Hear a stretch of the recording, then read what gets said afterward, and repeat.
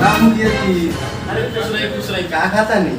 अरे समोसा खाता नहीं कौन चुनाव चिन्ह बहुत याद भैया था। जब वोट हमरे के देवे को बा का वोट दिया ही खर्चा वर्चा करते नहीं ना, खाली वोटे का पेन लगानी। ए महाराज खाई वही समोसा सब खाई सब लोग नुगा महाराज लोग पैसे तो घुमा दी ना होय तो नहीं क्या हो?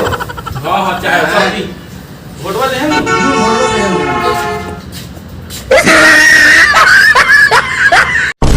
भाई लोग रात का जो लोग टिसाकर मौजू के वीडियो ना देखो तनी तो लोग रात के नींद नहीं के पड़ा हो वाला जो ना अपना ना रे no.